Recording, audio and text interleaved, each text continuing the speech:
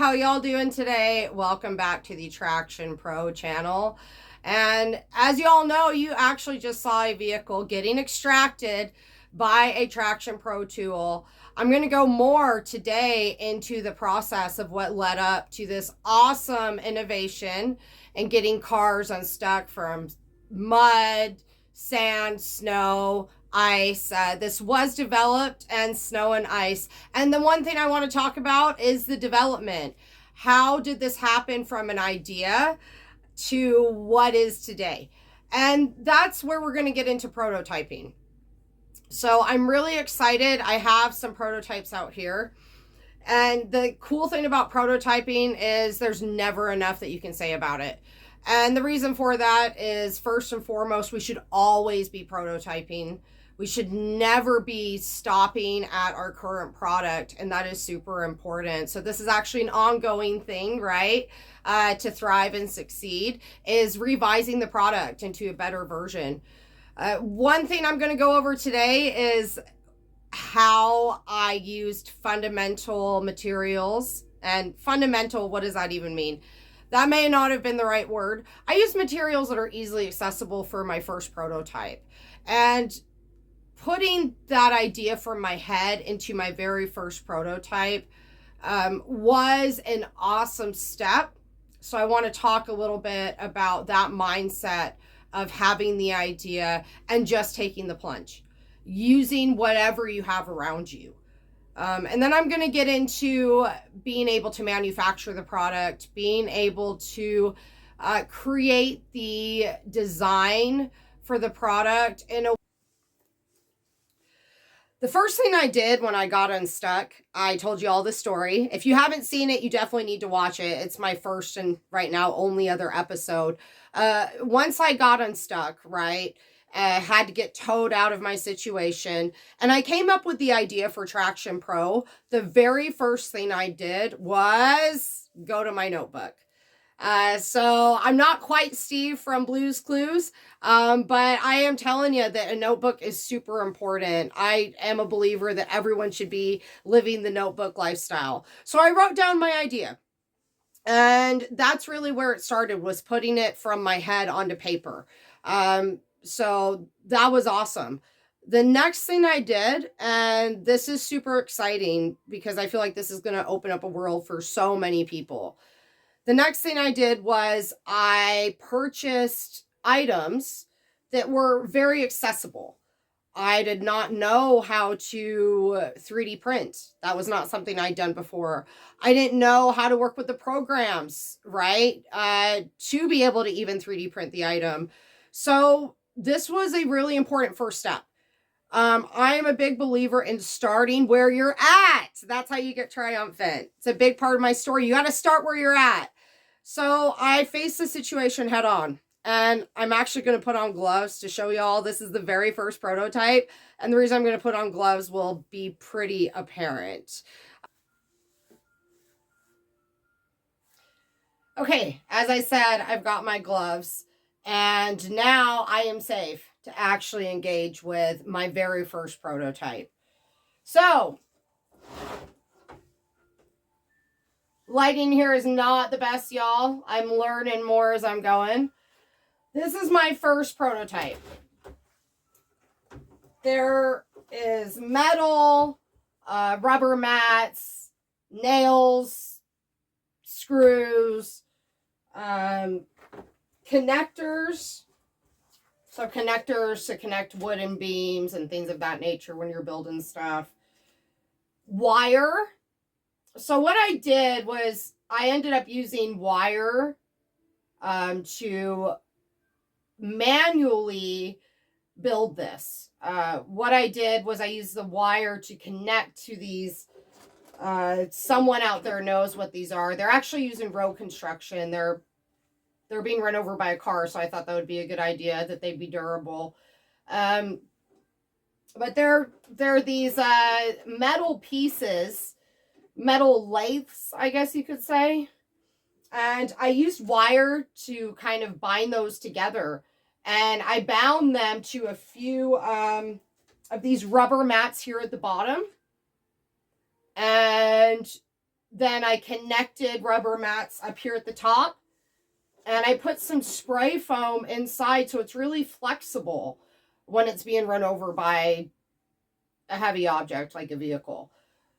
And the way that I built this was I actually built it around a car tire. So these rubber mats I formed around the side of the tire. And each one of these is about, I would say about 1/4 inch. And layered them up against the side of the tire. And that's how I came up with the pattern that you can see here.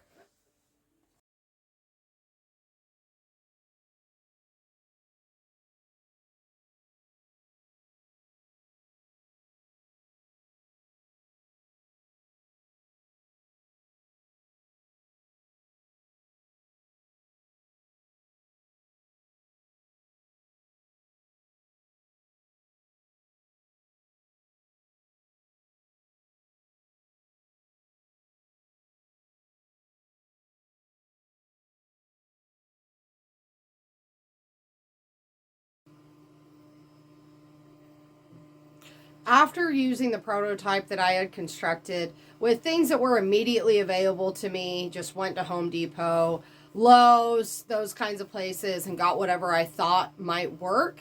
The next step was for me to actually make it official. By making it official, I mean attempt to do something that was reconstructible, that I could actually use over and over, so it's practical. Work on the size and making the tool something that's accessible and easy for drivers to use, something that can be manufactured, just like anything else you go to a store and buy. This was a big goal of mine, and I'm going to show you the next prototype where I tried to make this happen.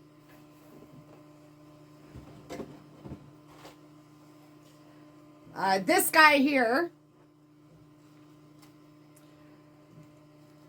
as you can see, he is quite demolished. He really got a beating, and he couldn't take it like the beast, like the first prototype, was not able to take it at all. So what happened here is I used the pattern. So the pattern that was evident on, let me move over, on the surface of where these points were pressed up against the tire. So I used that pattern, and I actually opened up a program called Tinkercad. I have a lot of experience now with Tinkercad. It is a super awesome program. I highly recommend it, and that's something where if any of y'all ever need help, I am more than willing, as someone who's done this before, to come in and help you. And I'll talk about that sometime later, probably in another video. So what I did was they're demolished, but you can see here where I used the same height as was present in these mats that I built around the tire. And I had 5, 6, something around that, steps, quote unquote, steps, right? Really, they're friction points where they're meeting the side of the tire that needs to become unstuck, that needs to be excavated. So what happens with that is, made the model. I also made this bottom piece. I'm a little distracted. Someone was trying to call me. I also made this bottom piece, and the bottom piece was really to try to replicate just the foundation that was present on the larger, bulky, it's like 21 pounds prototype.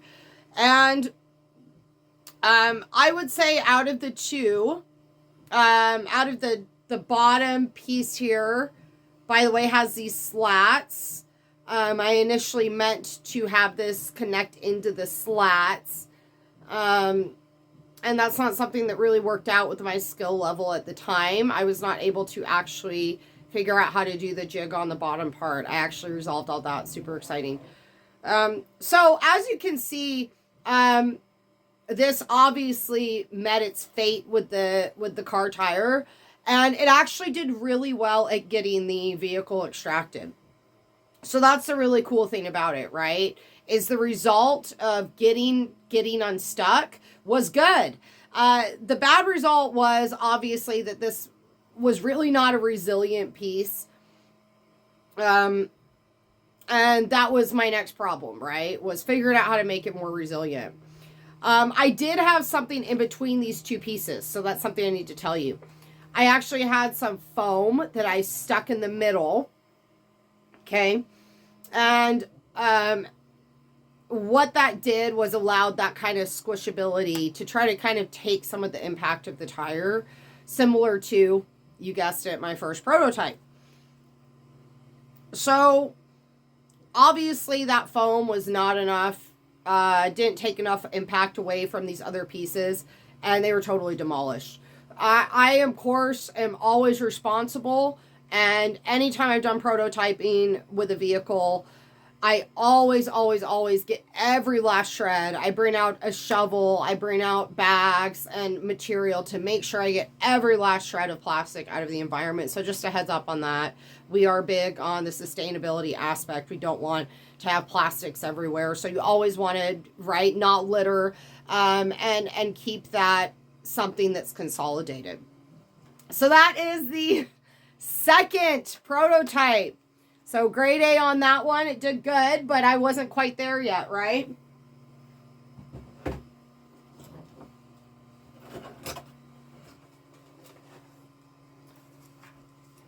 This is my third prototype. As you can see, I added a middle piece. And long story of why this middle piece is split. It had to do with something that happened with my printer. So it's just a little anomaly there. This works awesome. So when I say it worked even better than the prior two prototypes. And that's really good. Getting the vehicle extracted from the situation it's in. You'll also notice that unlike the second prototype, it is not demolished. It is broken. And I do want to make it very clear, I ran over this thing dozens of times. I'm talking 30, 40 times before it got like this. Okay? Obviously, you always want things to be as indestructible as possible. And we continue to improve on that. So that's a really good news. And you'll see that in the other prototypes I show you. Instead of the foam, this piece here in the middle is flexible. So it does a lot better job, this flexible plastic as well as the spring. There's kind of a built-in spring here of actually absorbing that impact from the tire. So as the car latches onto these friction points, and you can see here, so you can see how the car's left its mark, literally, pretty cool stuff. Did have those friction points with the tool, which is good. That's what you want. That's how it works. After the tire meets those friction points, when it's stuck, it starts to acclimate upwards. This piece in the middle smushes, takes a lot of strength. I'm actually not as strong as a car. Crazy, right?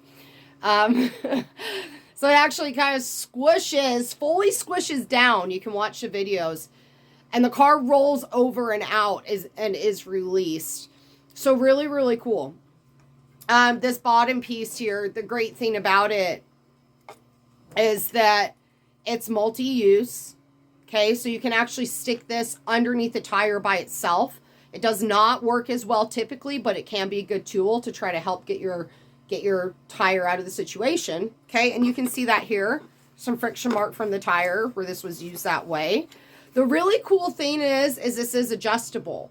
So the whole idea behind these slats, really like a dovetail is really what these are like, right? And then this part is that this actually connects. And you can variably set this at an angle to your tire. So keep in mind, if your car is stuck, right, your vehicle, the tire's actually downward somewhat in that substrate, whatever you're stuck in, can actually attach this And then you can stick this in there into the ground. So it's essentially riding up onto the side. Okay. I recommend that you always try to dig your car out, right, to provide more even surface. It's just less resistance to your vehicle when you get out. Okay. And all of that will be gone over in the owner's manual. So this is the third prototype. Huge success, but there's still some improvements that need to be made, right? Pretty cool stuff.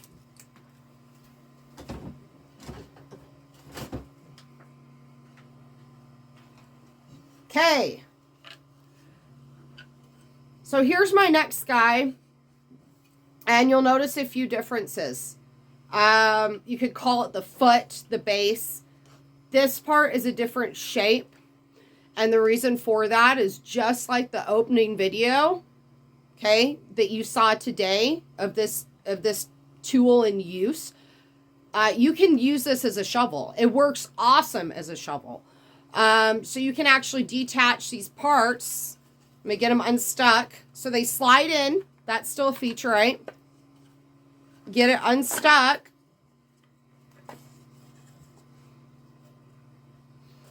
And you can use this. It is an awesome thing to actually kind of even out the area around your tire before you use the tool.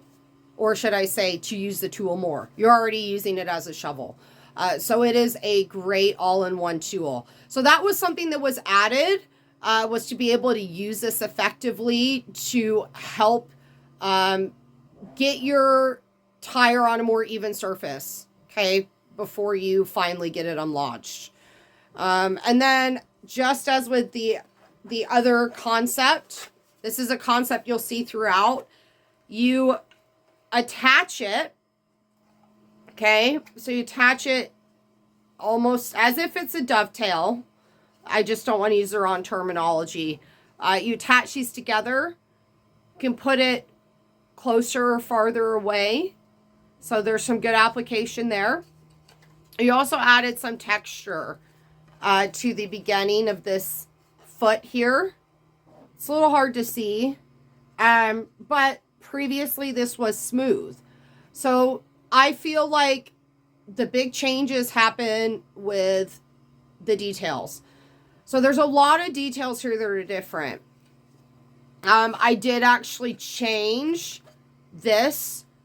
So before it was just simply a rectangle fitting inside a rectangle. So now it is actually more of a better fit, a more secure fit. So I want to say that's called like a trapezoid. I believe that's what it's called. I use these shapes all the time, right? Geometry is so important. And what that does, going back to that, is really just providing some extra stability. I get distracted by things. My dog's barking in the background. So every now and then I'm a little off key. You guys are awesome. As you can see, this guy is well loved also. I took him out into some mud and really got some good work done. So we kept this part the same. The pattern, the whole concept has remained unchanged. It's just how it's being done. So the added benefits so far would be less breakage. So really more resilience. Being able to use this tool over and over and over and over. And that is awesome. It's better for you as a consumer. It's better for the environment. It's better just in every single way. You're using a lot less time, resources. So that's good. So come a long way with that. And really, even taking off part of this here, it's much smaller. So before the lip was, it was angled on the end. It's still technically angled, right? However, part of that was removed. And so the piece has actually gotten continuously smaller over time. And smaller is not always better. But in this case, part of my vision was really having something that was easily accessible. You didn't have to strap it to the outside of your car. You have to do that with a lot of traction gear. You don't have to take up valuable trunk space. A pair of these will fit underneath your car seat. No joke. And that's how we sell them, is in a pair. And they come in a bag, fit underneath your car seat. So there's a lot that was achieved throughout all the prototyping process so far. I'm going to go over now some other changes. This is the previous prototype we just discussed, the one with the where it's different on the lip, right? We improved the breakage there, obviously. One really interesting thing is the bottom. As we tried doing a texture bottom, it did not work nearly as well. Okay? It really didn't. And so we actually went back. So the blue prototype I showed you is a flat surface. We actually went back to a smooth bottom and seen a lot more success in all the different elements that a vehicle needs to be extracted from. So that was really cool too, that we tried something totally new. This was totally new in this prototype, and it just didn't really work. It looks cool though. It was fun to work on. It was fun to do. Once again, I used Tinkercad for all of this. Okay. And then went to this smooth bottom here. Okay. So really, really cool stuff. Just wanted to point that out.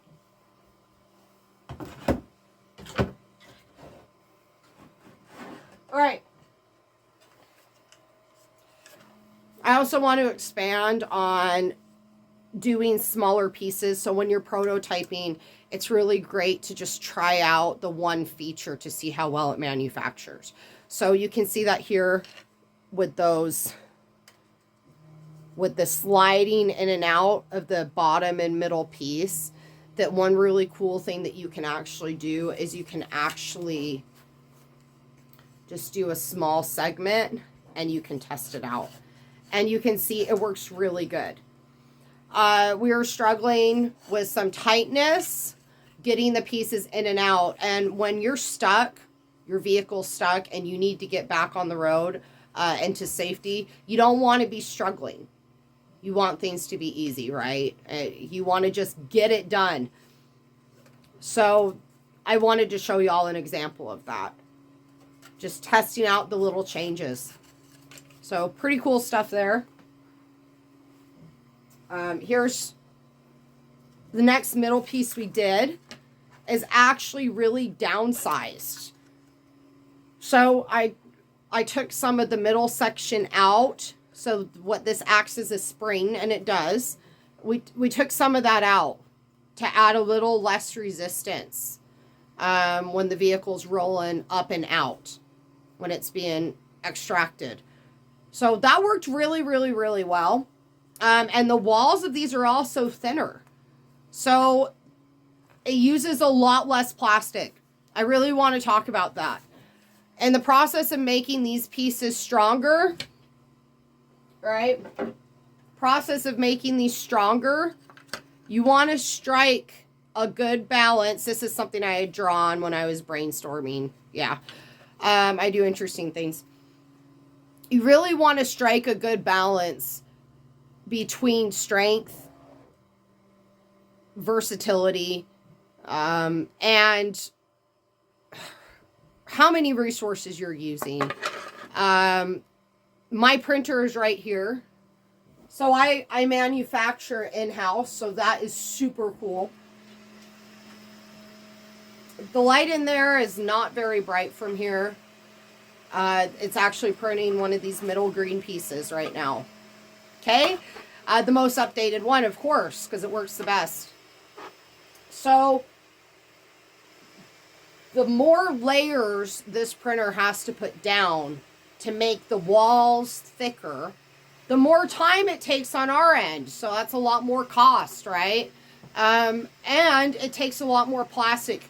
We want to cut down on the materials, and we want to cut down on the manufacturing time as much as possible and have the product still work. And I'm sure that's something with anyone who's ever worked on anything that they totally understand.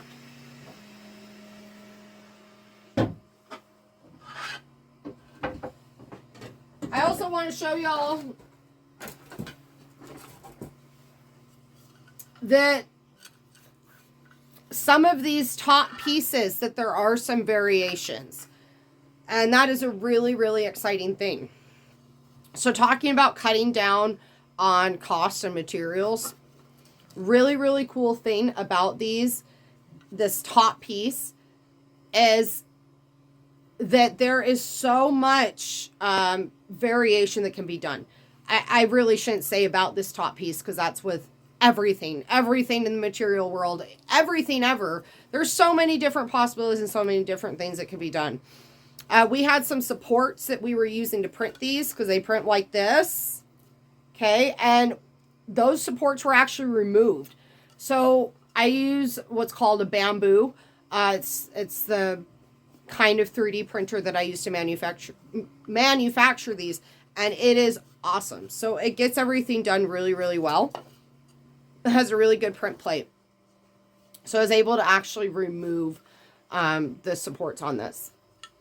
And I was able to cut down, okay, the amount of teeth, stair steps, friction points is really what they are, okay?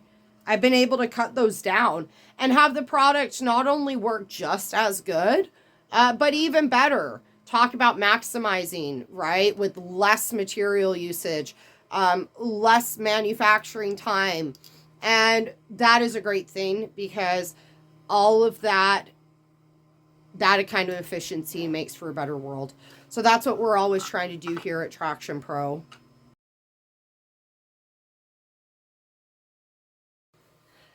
Thanks for stopping in and watching. It was awesome to have y'all join this process, this adventure of prototyping. And remember, it never, ever, ever ends. That is the coolest thing about it. The journey to the best result is a non-stop thing, and we are in for the ride. I'm super excited to have y'all along with me on that.